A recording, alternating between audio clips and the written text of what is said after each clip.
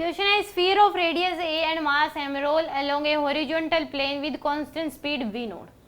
It encounter an inclined plane at an angle theta and climb upward, assuming that its roll without slipping.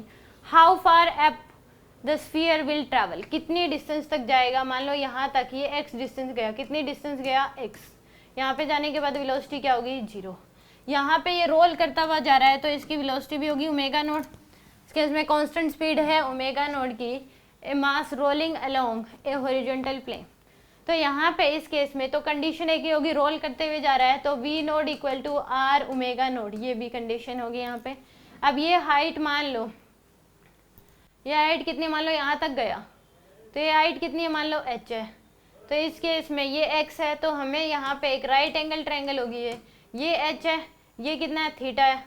तो यहाँ पे ये कितनी distance है x है. तो यहाँ से ये वाली डिस्टेंस जो है ये क्या हो जाएगी x कोस थीटा और h इक्वल टू क्या हो जाएगी x साइन थीटा. तो यहाँ पे एक ये आ गई h इक्वल टू है x साइन थीटा. तो x की जो वैल्यू है वो आ जाएगी h बाय में x equal to h by sine theta के बराबर. अब यहाँ पे अब इस केस में अगर कोई भी ना समझ आए, यहाँ पे अब फ्रिक्शन तो दे नहीं रखा आपको विदाउट स्लिपिंग, तो इस केस में हम एनर्जी कंजर्वेशन लगा सकते हैं. यहाँ पे रोल करते हुए जा रही है तो एनर्जी कंजर्व रहेगी, यहाँ की टोटल एनर्जी कन्वर्ट हो जाएगी यहाँ के इसमें, यहाँ की टोटल काइनेटिक एनर्जी, इसी को रेफरेंस मान लो आप, इसी को क्या मान लो रेफरेंस. तो यहाँ की टोटल जो काइनेटिक एनर्जी होगी वो कन्वर्ट हो जाएगी यहाँ के पोटेंशियल एनर्जी में. तो टोटल एनर्जी एट ये पोजिशन ए है, मान लो ये बी है, तो total energy at A equal to हो जाएगी total energy eight B.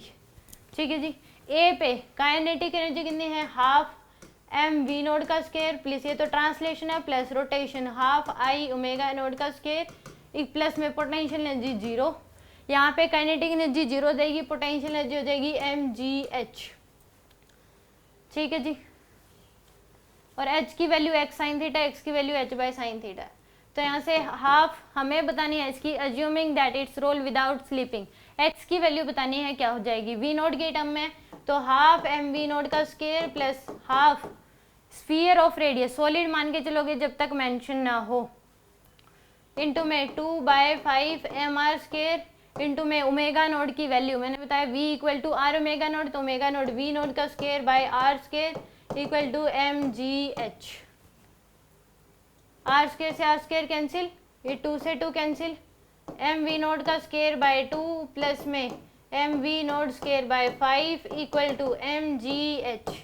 M से एम कैंसिल तो यह जाएगा 10 एलसीएम ले लो, 5 वी नोट का स्क्वायर प्लस 2 वी नोट का square equal to g h. तो यहाँ से आ जाएगा 7 वी नोट का square by h equal to g h. तो 7 वी नोट का स्क्वायर बाय 10 ये आ गया आपके पास. तो h इक्वल टू क्या आ गया आपके पास 7 वी नोट स्क्वायर बाय में 10 g के बराबर. और h की वैल्यू जो है वो क्या है x साइन थीटा, तो x साइन थीटा की वैल्यू आ गया आपके पास 7 वी नोट का स्क्वायर बाय 10 g. तो x की वैल्यू जो आएगी वो कितना आ जाएगी 7 वी नोट का square by 10 g sine theta. ये आपके पास x की वैल्यू आएगी, इतनी डिस्टेंस ट्रैवल करेगा 7 वी नोट का स्क्वायर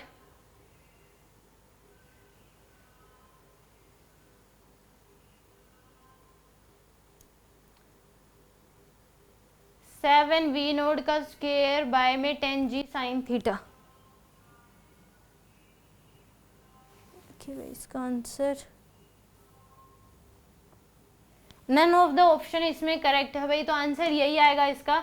यहाँ पे 10 वी नोट का square by 10 g sine theta, बस ये 7 ऊपर जाना था 10 नीचे, तो कोई भी ऑप्शन मैच नहीं हो रहा. ये इसका करेक्ट आंसर है 7 वी नोट का square by 10 g sine theta.